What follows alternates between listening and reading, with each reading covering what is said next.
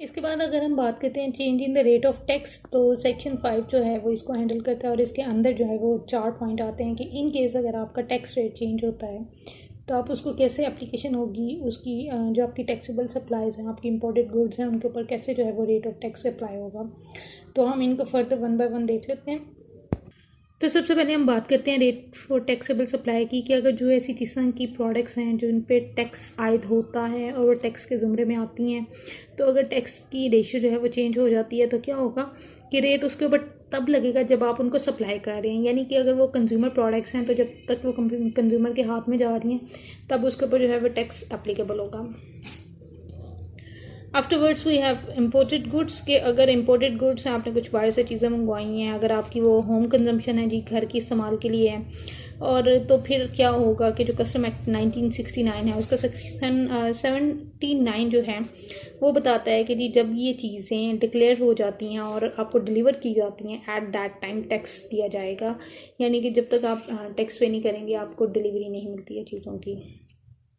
तो इसी तरह से अगर आपकी गुड्स हैं वो वेयर हाउस वगैरह से क्लियर हो रही हैं तो जब फिर पेश की जाएंगी कि जी ये चीज़ें हैं, कस्टम की क्लियरेंस चाहिए इसके ऊपर, तो फिर सबसे पहले उसके ऊपर जो है वो टैक्स पे किया जाएगा, then it will be clear. Now we have advance goods declaration, कि अगर आप चाहते हैं कि आपकी एडवांस में ही जो है वो डिक्लेरेशन हो जाए तो आप उसके स्टार्टिंग में फिर टैक्स वगैरह जो है वो पहले ही पे कर देते हैं। उसका नतीजा ये होता है कि आपकी जो डिलीवरी होती है वो बड़ी कन्वीनियंट हो जाती है कि विदाउट एनी हेजल जो है वो आपकी डिलीवरी हो जाती है, आपको कोई टैक्स वगैरह पे नहीं करता। और नॉर्मली जितना भी अगर आप देखें कुछ इस तरह की सर्विसेज हैं इंटरनेशनल डिलीवरी कोरियर वगैरह के अंदर के आप ऑलरेडी उनके टैक्स वगैरह पे कर देते हैं ताकि आपकी होम डिलीवरी जो है वो कन्वीनियंट हो जाए। अदरवाइज कस्टम्स जो है वो क्या करते हैं, होल्ड कर लेते हैं उन चीज़ों को, और जब तक उनकी जो है वो क्लियरेंस नहीं आएगी आप उनके ऊपर जितना भी वैट होगा, वैल्यू एडिड टैक्स जो होता है वो आप पे नहीं करेंगे तो आपको प्रोडक्ट्स नहीं मिलेंगी। Now we have G delay payment of tax, कि अगर आपने डिक्लेरेशन दी हुई है टैक्स की कि आपने थोड़े दिनों के अंदर टैक्स पे करना है और आप इन्फोर्स किया गया है कि आप उस दिन नहीं पे कर पाते, तो फिर आप क्या होता है कि डेट ऑफ द पेमेंट जिस दिन आपने डिक्लेरेशन दी है उस दिन आपने लाजमी टैक्स जो है वो पे करना होता है। सेक्शन 6 जो है वो डिफाइन करता है जी time and manner of payment, के किस वक्त आपने पेमेंट करनी है और किस अंदाज से किस तरीके से करनी है। तो सबसे पहले आता है जी टैक्स ऑन गुड्स इम्पोर्टेड, के जो आपकी कस्टम एक्ट 1969 जो है वो डिफाइन करता है कि जी जो आप भी बाहर से चीज़ें मंगवाते हैं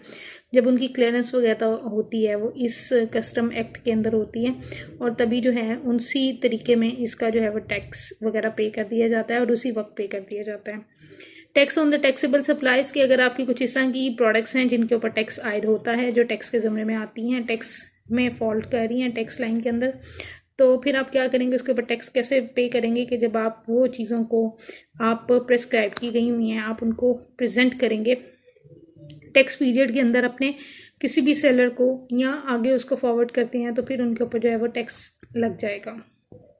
बिसाइड दैट सप्लाईज हैं आपकी कुछ इस तरह की जो कि बोर्ड ने एक लिस्ट बना के दी हुई है कि जो ज़ीरो सप्लायर में भी नहीं आती हैं, तो इस तरह की हैं कि वो टैक्सेबल गुड्स ही हैं और उन पर टैक्स चार्ज होता है। तो उसका जो टैक्स चार्ज करने का तरीकाकार है वो भी आपको बोर्ड बताएगा बाय नोटिफिकेशन, और किस तरह से करना है, किन किन तरीक़ों से करना है, कौन से मोड आप यूज़ कर सकते हैं उसके कलेक्शन के, वो सारे जो हैं वो बोर्ड आपको ऑफिशियली अनाउंस करते हैं कि आप किस तरह से उन टैक्स की कलेक्शन कर सकते हैं और वो कौन सी ऐसी प्रोडक्ट्स हैं जिनके ऊपर हम स्पेशली टैक्स की ट्रीटमेंट दे सकते हैं। Now we have tax due on taxable supplies, कि लेट सपोज अगर आपका टैक्स है वो ड्यू है आपकी, जो आपने टैक्सेबल सप्लाईज प्रोवाइड की थी तो उसके ऊपर अभी टैक्स आपका रहता है देने वाला, तो क्या हो सकता है कि या तो आप बैंक डेजिग्नेटेड बैंक जो है बोर्ड का FPR का उसके अंदर आप उसकी डिपॉजिट करवा दें अमाउंट जितनी भी आपकी टैक्स की है। अदरवाइज़ आप क्या कर सकते हैं कि कोई भी और तरीका जो बोर्ड आपको कह सकता है कि आप में भी कैश उनके ऑफिस में जाके जमा करवा दें, या कोई भी और तरीका जो उन्होंने प्रिस्क्राइब किया हुआ है उसके ऊपर उसको फॉलो कर सकते हैं और उसके तरीके से काम कर सकते हैं। अब है जी सेक्शन 7, ये बेसिकली डिफाइन करता है डिटर्मिनेशन ऑफ टैक्स लाइबिलिटी, कि आपने अपना पहली बात ये कि टैक्स कैलकुलेट कैसे करना है। तो सबसे पहला पॉइंट है जी deduction of input tax from output tax. तो सबसे पहले बात ये करते हैं कि इनपुट टैक्स क्या होता है। Input tax is your income and output is your sales. तो सेक्शन 73 जो है वो इंटाइटल्ड है कि इनपुट टैक्स के अंदर से जो है ना आप अपनी आउटपुट टैक्स जो है वो फॉरवर्ड करते हैं, उसको माइनस करते हैं। तो जितने भी रजिस्टर्ड पर्सन हैं वो अपना इसी तरह से करते हैं, जो कि रजिस्टर्ड पर्सन नहीं है वो अपने इनपुट टैक्स के अंदर अपने रेलिवेंट पीरियड के अंदर इस तरह का टैक्स डिडक्ट करवा के और फिर जो है वो टैक्स पीरियड्स वगैरह के लिए क्लेम भी कर सकते हैं। तो सबसे पहले बात आ जाती है कि जी इसमें रजिस्टर्ड पर्सन जो होते हैं उनके लिए इनपुट टैक्स को आउटपुट टैक्स में से माइनस करने के लिए उनको सबसे पहले टैक्स इनवॉइस चाहिए होती है कि वो जितना भी टैक्स मीनवाइल पे करते जा रहे हैं उसकी इनवॉइसेस जो है वो होल्ड रखें और वो फिर क्लेम कर सकते हैं अपने टैक्स की डिडक्शन के लिए। सेकंड पॉइंट है जी टैक्स को इनपुट में से आउटपुट माइनस करने के लिए कि बिल ऑफ एंट्री, कि अगर आपने गुड्स जो हैं वो पाकिस्तान में इंपोर्ट करवाई हैं तो उस वक्त जो आपका बिल ऑफ एंट्री था पाकिस्तान में एंट्रेंस के वक्त जो उन प्रोडक्ट्स के लिए इशू किया जाता है और डिक्लेरेशन होती है जिसके ऊपर नाम होता है, एड्रेस वगैरह होता है और सेल्स टैक्स रजिस्ट्रेशन नंबर वगैरह लिखा होता है, कस्टम लिखते हैं, ये सारा कुछ तो वो आपके पास होना ज़रूरी है। उसके बाद ट्रेजरी चालान, कि अगर आपने कोई चीज़ें ऑक्शन में से नीलामी में से कोई चीज़ें परचेज़ की हैं तो फिर उसका ट्रेजरी चालान जो आपने फिल किया था स्टार्टअप में आप उसको अपने पास रखें, क्योंकि उसके ऊपर आपकी सारी डिटेल होती है, आपका रजिस्ट्रेशन नंबर होता है, फिर ये भी होता है कि आपने पेमेंट कितनी की है उस ऑक्शन के लिए और आपकी सेल्स टैक्स की क्या अमाउंट है। तो इनपुट टैक्स में से आउटपुट को माइनस करने के लिए ये 3 रिक्वायर्ड चीज़ें हैं, मैंडेटरी हैं, ये होनी चाहिए जो भी जो है वो इनपुट में से आउटपुट को माइनस कर रहा है। उसके बाद है जी special order of the board. कुछ कई बार ऐसा होता है कि फेडरल गवर्नमेंट जो है वो स्पेशल ऑर्डर जो है वो इशू कर देती है सब्जेक्ट, लेकिन ये डिपेंड कर रहा होता है कि या तो कोई कंडीशन होती है या वो लिमिटेशंस लगा सकते हैं या वो रिस्ट्रिक्शंस लगा सकते हैं कि जो है वो रजिस्टर्ड पर्सन अपना इनपुट टैक्स जो है वो आउटपुट में से माइनस कर सकता है कि नहीं कर सकता। ये समटाइम्स स्पेशल ऑर्डर भी जो है वो इशू किए जाते हैं। Restrictions specified in notification. The federal government may notify the official gazette subject to such condition. क्या होता है कि sometime जो आपकी फेडरल गवर्नमेंट है वो नोटिफाई कर देती है कि आप रिस्ट्रिक्शंस लगा रहे, लिमिटेशंस लगा रहे हैं कि जो रजिस्टर्ड पर्सन है या एक क्लास है, लेट सपोज अगर हम कहें कि जो 10 lakh per year per annum earn करने वाले लोग हैं उनकी क्लास जो है वो अलाउ नहीं कर सकती है कि वो अपनी इनपुट टैक्स में से जो है वो आउटपुट टैक्स को माइनस कर सके। तो इस तरह से भी नोटिफिकेशन आ सकते हैं और अलाउ करने के भी नोटिफिकेशन हो सकते हैं। It depends on the situations and the limitations. Tax credit की फैसिलिटी है जी सेक्शन 8 डिफाइन करता है कि ये उन लोगों को अलाउ नहीं है जो कि रजिस्टर्ड पर्सन है,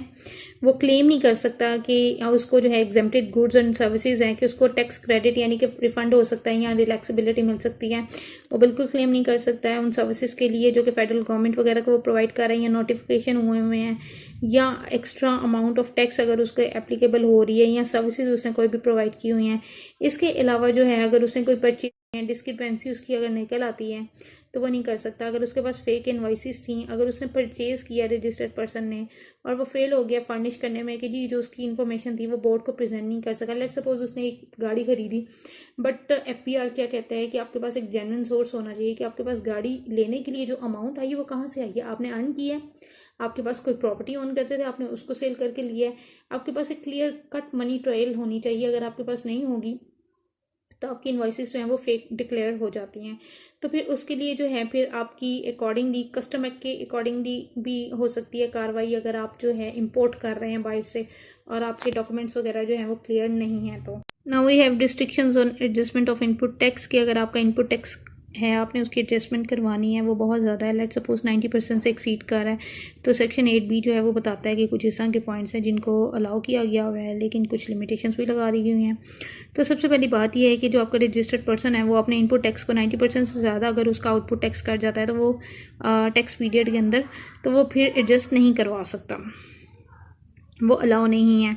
और अगर आपका रजिस्टर्ड पर्सन जो है वो एडजस्टमेंट के लिए क्लेम भी करवाता है तो या तो उसकी फिर कोई कंपनी होनी चाहिए जहाँ पे उसके ड्यूली जो है वो सर्टिफाइड होना चाहिए कि उसके ऑडिटर ने कि उसके जितना भी टैक्स आ रहा है आउटपुट वो 90% से कम है, या फिर जो है वो रजिस्टर्ड पर्सन होना चाहिए कि जिसके पास कंडीशंस हैं उसको स्पेशल जो है वो गज़ट वगैरह की तरफ से अलाउ किया गया हुआ है, बोर्ड ने एक स्पेशल ऑफिशियल गज़ट में निकाला है उसके लिए कुछ भी इंस्ट्रक्शंस, या फिर उसके ईयरली बेसिस के ऊपर जो है वो एडजस्टमेंट की जाती रहे 2nd मंथ से फाइनेंशियल ईयर तक। यहाँ पे ये कंडीशन हो सकती है कि ऑफिशियल गज़ट जो भी आएगा उसके अंदर जो है वो इनपुट टैक्स की एडजस्टमेंट को बता दिया जाए और उसकी क्लास और उसकी पर्सन के हिसाब से बताया जाए। इसके बाद है जी short paid amounts recoverable without notice. तो अगर ऐसा है कि कोई रजिस्टर्ड पर्सन जो है सेक्शन 11 ने डिफ़ाइन करते हैं कि जी वो भूल गए हैं टैक्स पूरा पे करना, उन्होंने टैक्स कम पे किया है, तो फिर क्या हो सकता है कि उनसे जो है वो उनकी स्टॉपिंग रिमूवल लगवा के उनसे प्रेमिसेस में जितनी उनकी अटैचमेंट है बिजनेस बैंक अकाउंट्स वगैरह की सारों को दे के और उनको एक शो कॉज नोटिस दे के उनसे आप 48 एक्ट के अंदर जो है वो अपना निकलवा सकते हैं टैक्स जितना भी है। असेसमेंट आप कैसे कर सकते हैं? असेसमेंट आपकी जो होती है इफेक्ट एंड ऑर्डर कि लेट सपोज हमें पता है कि जो हमारे टैक्स के इश्यूज़ होते हैं उनको हैंडल करने के लिए हमारे पास एपेलेट ट्रिब्यूनल्स बने होते हैं। तो जब एपेलेट ट्रिब्यूनल्स के अंदर मामला हैंडल नहीं होते हैं तो फिर High Court and then Supreme Court. It depends कि आपका सेक्शन 2 जो है वो क्या बता रहे हैं कि आपके जो डिसीजंस हैं वो कहाँ से कौन सी कोर्ट जो है आपकी वो ऑर्डर्स इशू कर रही है और फिर जो आपके ऑर्डर्स होते हैं वो आपके असेसमेंट को इफेक्ट करते हैं। लेट सपोज अगर कोई स्टे ले आता है, अगर कोई क्लेम कर लेता है तो फिर आपकी असेसमेंट क्या होती है? स्टॉप हो जाती है। अगर आपकी जो है असेसमेंट स्टॉप हो जाती है तो फिर आप क्या क्लेम कर सकते हैं? आप किसी भी ट्रिब्यूनल में जाके हाई कोर्ट वगैरह में जाके अपने न्यू ऑर्डर ऑफ असेसमेंट जो है वो निकलवा सकते हैं और उसको फर्दर जो है कैरी ऑन कर सकते हैं। बिसाइड दैट सेक्शन 13 डिफाइन करता है कि जी कुछ एग्जम्पशंस भी हैं। एग्जम्पशंस क्या हो सकती हैं कि आप सप्लाई इस तरह की गुड्स कर रहे हैं जो कि आपके स्केड्यूल के आती हैं कि जो एग्जम्पशन है, फिर फेडरल गवर्नमेंट ने अगर कोई लिस्ट प्रोवाइड कर दी है या आपकी जो एग्जम्पशन है वो चार्जेबल है अंडर सेक्शन 2 के, जो कि अलाउ करता है कि आप प्रीवियस डेट से नोटिफाई करवा के एग्जम्पशन ले सकते हैं, या आपको बोर्ड ने जो है वो नेशनल असम्बली वगैरह ने किसी ने एग्जम्प्ट कर दिया है, या आपको कोई भी ऐसा नोटिफिकेशन इशू हुआ है जो सब सेक्शन के बाद 1 जुलाई 2015 के बाद या उससे पहले हुआ है, तो फिर आपकी जो है फाइनेंशियल ईयर तक जो है वो एग्जम्पशन पॉसिबल हो सकती है। तो this was all about your chapter 2। Thank you very much.